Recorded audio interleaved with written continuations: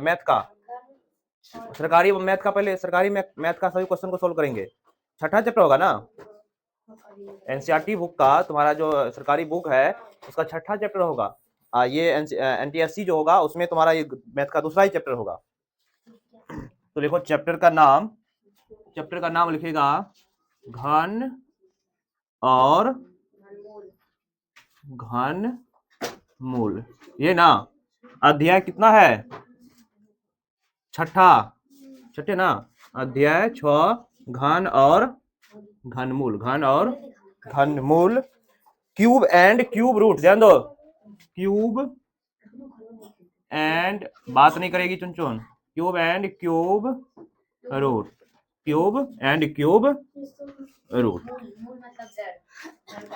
तो देखो सबसे पहले इसमें तुम लोग बताओ घन किसको कहते हैं, घन है क्या? किसी संख्या का घात, ध्यान दो, किसी भी संख्या का अगर घात 3 हो जाए, घात का मतलब होता है पावर, यदि किसी संख्या का घात कितना हो जाए, 3 हो जाए, तो हम बोलेंगे उसको क्या, घन, क्यूब, ठीक है ना। जैसे बोलेगा 2 का घन क्या होगा, तो 2 पर पावर क्या कर दो 3। 1 का घन क्या होगा, 1 पर पावर 3, और क्यूब, हाँ क्यूब, 1 का क्यूब, 2 का क्यूब, 3 का cube, cube and cube root, ठीक है। तो हम सबसे पहले जो बात करेंगे किसके बारे में बात करेंगे, घन के बारे में ही बात करने वाले हैं। ये घन क्या होता है, तो लिखेंगे किसी संख्या का घन वह संख्या होती है, किसी संख्या का घन वह संख्या होती है, किसी संख्या का घन वह संख्या होती है जिसका घात कितना हो, 3 हो, जिसका घात 3 हो, जिसका घात कितना हो, 3 हो। और बता देते हैं कम से कम 1 से 20 तक, तुम लोग 8 क्लास में है, कम से कम 1 से 20 तक का वर्ग और वर्गमूल, 1 से 20 तक का घन और घनमूल, बिना कुछ समझे निकालना आए ना आए याद रखना पड़ेगा। निकालना तो सीख लिया ना, वर्ग वर्गमूल हम कैसे निकाले थे, भाग, हाँ इसी प्रकार से 1 से 20 तक घन घनमूल भी याद करना पड़ेगा। तो देखो यहाँ पे हम एग्जाम्पल के लिए 1 से 20, फिलहाल 1 से 10 तक का याद कर लो अभी, 1 से 20। तो देखो जैसे यहाँ पे 1 का बोलेगा घन, 1 का घन क्या होगा, सिंपल बोलेंगे 1 का पावर 3। बोलेगा 2 का घन क्या करोगे, 2 के पावर 3। तो इस तरह से हम 1 से 10 तक का लिख दे सबका घन। तो देखो यहाँ पे याद रखना 1 का घन क्या होगा, 2 का घन क्या होगा, 3 का घन क्या होगा, 4 का घन क्या होगा, 5 का घन क्या होगा, 6 का घन क्या होगा, 7 का घन क्या होगा।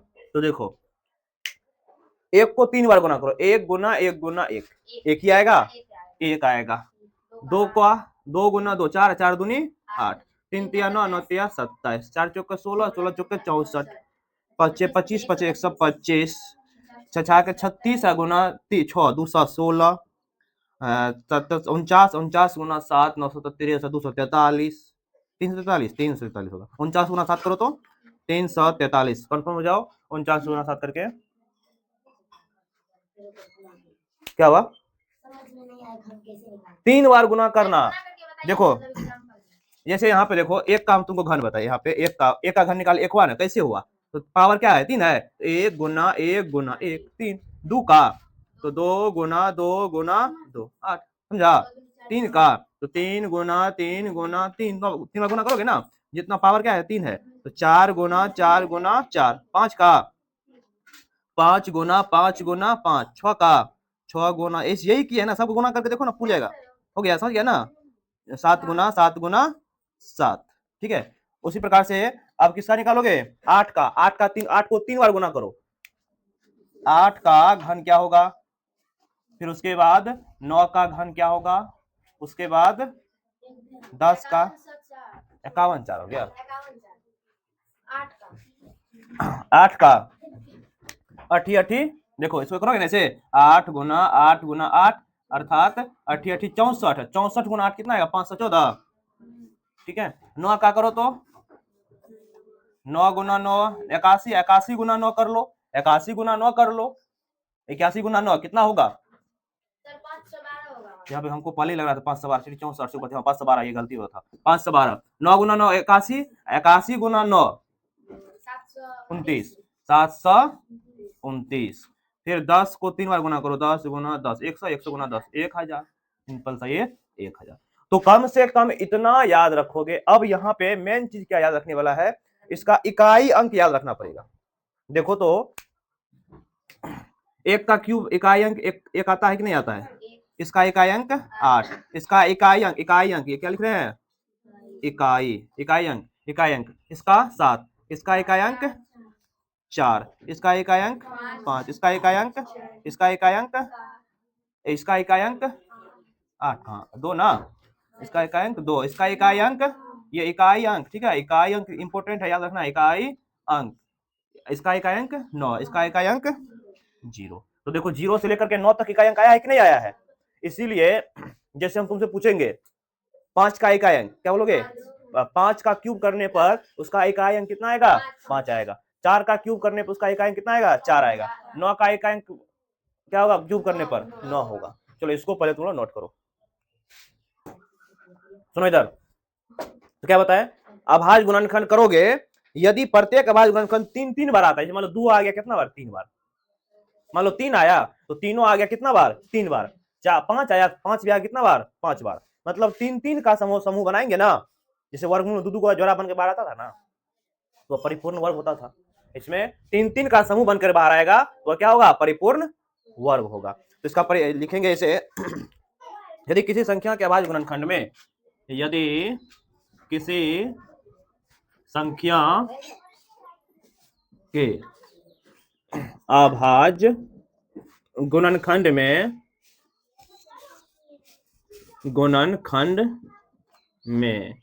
किसी संख्या के अभाज्य गुणनखंड में प्रत्येक अभाज्य गुणनखंड, ये ना, प्रत्येक अभाज्य गुणनखंड, प्रत्येक अभाज्य गुणनखंड 3 बार आता है, गुणनखंड, प्रत्येक अभाज्य गुणनखंड 3 बार आता है, उसे पूर्ण घन या परिपूर्ण घन, उसे परिपूर्ण घन कहते हैं। उसे क्या कहेंगे? परिपूर्ण घन या पूर्ण घन कहेंगे। जैसे एग्जांपल के लिए सोचो, जैसे 8 एक परिपूर्ण घन है, जैसे में 8, तुम 8 का क्या करो? गुणनखंड करो। 2 से लगाएगा कितना आएगा? 4, फिर 2 से लगाएगा, क्या बार 2 आया? 3 बार। 3 बार आया ना, प्रत्येक अभाज्य गुणनखंड कितना बार आना चाहिए? 3 बार आया। 2 गुना 2 गुना 2। फिर इसी प्रकार 27 का निकाल के देख लो, 27 का लिखो, 27 का निकालेगा, देखो 3 गुना 3 गुना 3 आएगा, 3 बार आया कि नहीं आया है? या इसी प्रकार से 343 का निकाल, 125 का निकाल कर देख लो, 3 बार 5 आएगा कि नहीं आएगा? मतलब 3 का जो है बाहर आ जाएगा ना, पेयर बन के समूह बन करके। तो लिखो पहले, इसको लिखो तो, हाँ पढ़ो, सब बच्चा सब तो पढ़ो।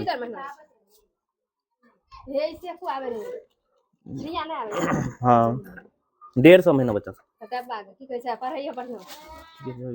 ऐसे पहले खातर पर आवे छै कि नहीं? हां सब चीज आवे छै, लिखा के देखा दी हो कत धरती आवे सब आवे, किताबे न पढ़े आवे। अपने अभी तो खात लिखल किताब पढ़ना सीखे करके आवे छै, तनी मनी करबा बढ़िया। क्या लिखा? तो ये क्या कहलाएगा? परिपूर्ण घन कहलाएगा। ठीक है, और एग्जांपल ले सकता है, ध्यान दो, और भी एग्जांपल तुम ले सकता है। और एग्जांपल क्या ले सकता है? सुनो, तुम 529 के एग्जांपल ले सकता है, 564 भी ले सकता है। देखो 64 भी ले सकता है, 64 4 गुना 4 गुना 4, या सुनो बता रहे हैं 125 भी हो सकता है, या 64 गुना 8 32 48 3 51, 512 भी हो सकता है ना। जरूरी नहीं कि 4 गुना 4 आएगा। देखो अब इसको तो हम बता दिए कि 4 का है ये, तो देखो तुम 64 का क्या निकालो, गुणनखंड करो। 64 का गुणनखंड देखो, इसी को तुम तोड़ के लिख सकता है। इसमें 4 क्या है, वो 4 है, ध्यान दो इधर, समझो पहले। 2 से लगाएगा कितना 32, फिर 2 से लगाएगा 16, फिर 2 से लगाएगा 8, फिर 2 से लगाएगा 4, फिर 2 से लगाएगा 2, क्योंकि 4 आभाज्य संख्या नहीं ना है, तो आभाज्य संख्या 3 बार आना चाहिए। तो देखो तो क्या बार आया है, 2 गुना 2 गुना 2 गुना 2 गुना 2 गुना 2। देखो 3 का बनाओ, ये बन गया 3, ये बन गया 3, 3 बार आ रहा है ना, तो 3 बार जो आ गया जिसका आभाज्य गुणनखंड 3 बार आ गया, जैसे वर्गमूल में 2 बार। कहने का मतलब अभी हम तुमको घनमूल निकालना सिखाएंगे, ऐसे इसको हम रूट करनी पड़ते हैं, रूट करनी। 64 को लिख सकता है ऐसे, ये हो गया इसका क्या घनमूल बोलेगा निकालने, क्या निकालने घनमूल। तो ऐसे रूट के अंदर रहेगा ना, तो 3 को समूह बन करके बाहर आएगा। वर्गमूल में 2 समूह बन करके बाहर आता था ना। चलो इसको लिखो, तब लिखो अगला स्टार पॉइंट, घनमूल किसे कहते हैं।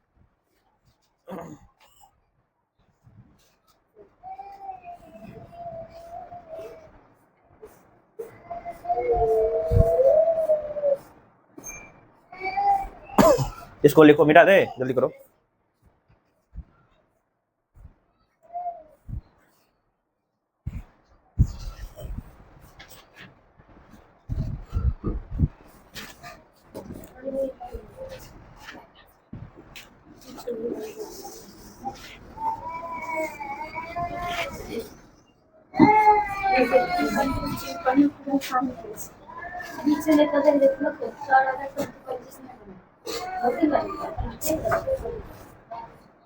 चलो लिखो अगला स्टार पॉइंट में घन मूल, जिसको हम लोग क्या बोलते हैं क्यूब रूट। क्या बोलेंगे इसको, क्यूब रूट। तो देखो बात नहीं करो, घन मूल जो होगा क्या होगा, कोई या किसी वास्तविक संख्या का वह संख्या, तब वास्तविक संख्या है ना, -2 + 2 जो भी संख्या है, किसी वास्तविक संख्या का घनमूल वह संख्या होती है जिसका आप घन करेंगे ना, तो तुमको मूल संख्या फिर प्राप्त हो जाएगा। तो लिखेंगे किसी वास्तविक संख्याओं का, किसी वास्तविक संख्या का घनमूल, किसी वास्तविक संख्या का घनमूल वह संख्या होती है, वह संख्या होती है जिसका घन करने पर, जिसका घन करने पर मूल संख्या प्राप्त हो, मूल संख्या क्या हो, प्राप्त हो। और इसे सूचित किससे किया जाएगा पता है, एरो में लिखना है घनमूल का संकेत, घनमूल का संकेत ये ऐसे होगा, √x रूट करनी। x क्या है, जहां x क्या है कोई वास्तविक संख्या, x क्या है वास्तविक संख्या है, ठीक है, वास्तविक संख्या है, ठीक है। अब यहाँ पे क्वेश्चन ऐसे पूछेगा, जैसे ध्यान दो, बोलेगा 8 का क्या निकाले, 8 का घनमूल निकाले, क्या निकालना है रे, 8 का घनमूल निकाले, 8 का घनमूल निकाले, तो क्या करोगे, घन नहीं घनमूल। तो 8 का घनमूल पूछा है ना, सबसे पहले तुमको क्या करना है, 8 का गुणनखंड करना है, अभाज्य गुणनखंड। 3 को पकड़ के बाहर निकालना है उसमें से एक बार में, समझ गया ना, 3 को पकड़ लेना है, उसमें से बाहर निकालते जाना है। तो 8 का गुणनखंड करने आता है ना, 2 से लगाएंगे 4, फिर 2 से लगाएंगे 2, तो 8 का घनमूल जो आएगा ये कितना आएगा, 8 का घनमूल, ध्यान दो, अर्थात इसको ऐसे रूट करनी देना पड़ेगा, ऐसे रूट करनी 3, इसका मान जाएगा ना, कितना आया गुणनखंड करने पर, 2 गुना 2 गुना 2, नहीं तब वो वर्गमूल कहला जाएगा, वर्गमूल छिपा रहता है। इससे पहले तुमको वर्गमूल पढ़ाए थे ना, ऐसे वर्गमूल पढ़ाए थे ना ऐसे, तो वहां पे 2 छिपा रहता है, अगर 3 नहीं देगा ये बाहर में, रूट करनी 3 नहीं देगा तो वह वर्गमूल हो जाएगा। वर्गमूल में देने का जरूरी नहीं था, वह 2 छिपा हुआ रहता है नहीं, तो इसमें 3 को बन जाएगा, एगो दोबारा आ जाएगा, अर्थात 8 का घनमूल क्या आएगा 2 आएगा। 8 का घनमूल क्या आएगा? 2 आएगा। बहुत ही सिंपल है चैप्टर ये, समझ गया ना। अब इसमें कुछ नहीं है, हमारा बस चैप्टर इसी पर है। हम क्वेश्चन करेंगे प्रश्नावली का, लिखो। चलो अब हम जितना थ्योरी तुमको बताए हैं उससे तुम्हारा प्रश्नावली 6.1 और 6.2 आराम से बन जाएगा, कोई दिक्कत नहीं होगा। इसमें दो ये प्रश्नावली है, एक 6.1 है, 6.2। आगे चल के देखो तुमको घनमूल भाग विधि से भी, अनुमान विधि से भी पढ़ना पड़ता है, लेकिन अभी उसको हम नहीं पढ़ेंगे, ठीक है।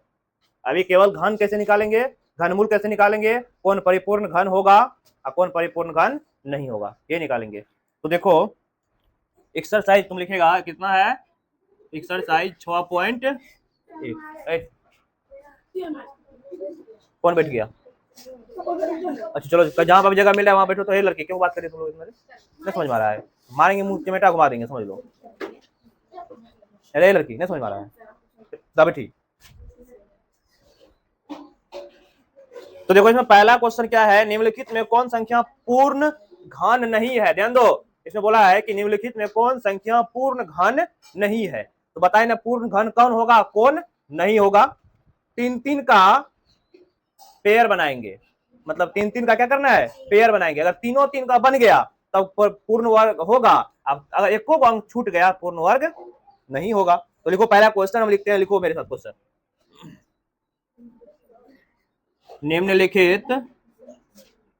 निम्नलिखित में कौन सी संख्याएं, कौन सी संख्याएं, अपना लिखो तुम लोग, पूर्ण वर्ग नहीं है। कौन सी संख्या पूर्ण वर्ग नहीं है। तो देखो पहला इसमें है 216। क्या है? 216। क्या 216 का आभाज्य गुणनखंड करने आता है? सभी अपना अपना जल्दी से करो। हाँ 216 का आभाज्य गुणनखंड यहाँ पे कर दो। 216 का आभाज्य गुणन 2 से लगाएगा 108, फिर 2 से 54, फिर 2 से 27, फिर 3 से 9, फिर 3 से 3 आया। तो 216 का अभाज्य गुणनखंड, अभाज्य गुणनखंड क्या सब आया रे? 3 गो 2 आया, 3 गो 2, 3 गो 3 आया। क्या 3-3 का बनेगा? 3-3 बार देखो, 3 बार 2 भी आया और 3 बार 3 भी आया, इसीलिए 216 क्या है, पूर्ण वर्ग है। 216 क्या है रे? पूर्ण वर्ग है। समझ गया ना। तो क्या दूसरा नंबर बनेगा? बना के दिखाओ जल्दी से तुमको। 128 है, 128। चलो अब ध्यान दो, 128 का तुमको क्या करना है, पहले गुणनखंड कर लेना है। तो 128 का गुणनखंड करोगे, 128 का गुणनखंड करना है तो 2 से लगेगा 6, आइए 4, फिर 2 से लगेगा 32, फिर 2 से लगेगा 16, फिर 2 से लगेगा 8, फिर 2 से 4, फिर 2 से 2। तो इसका देखो गुणनखंड तुमने किया 128 का, जब गुणनखंड किया, यह करेगा ना, क्या वो 2 आया, 1 2 3 4 5 6 7, 7 गो 2 आया, 7 गो 4 5 6 7। तो 3-3 का पेयर बना ले, देखो बना लिया, बना लिया। क्या इस 2 का पेयर बन रहा है?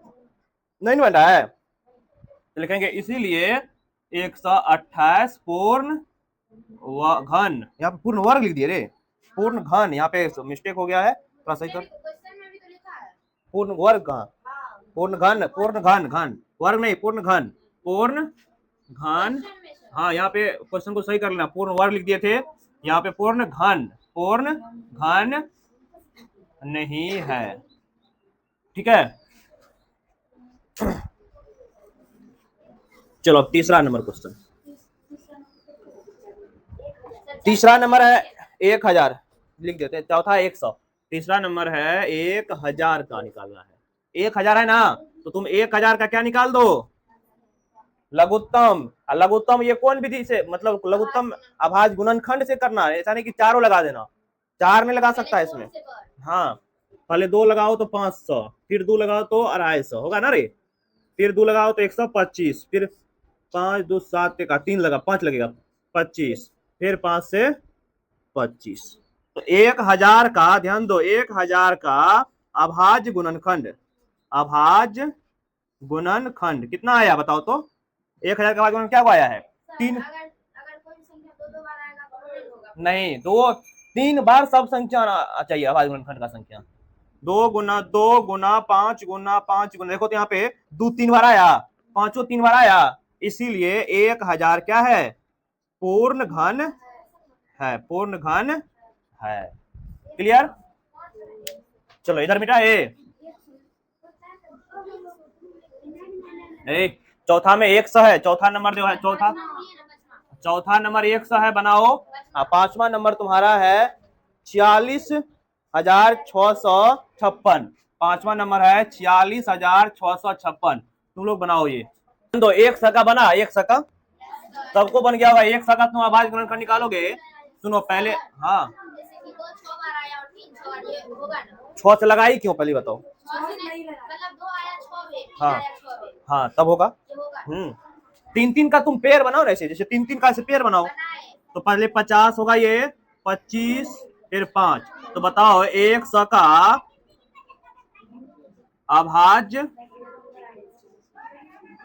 गुणनखंड क्या सब आएगा, 100 का अभाज्य गुणनखंड क्या, 2 को 2 आया, 2 को 5 है, यही ना। क्या पेयर बना 3 का, नहीं ना, मतलब 3 बार हर एक संख्या नहीं ना आया, तो लिखेंगे इसीलिए यह पूर्ण घन नहीं है।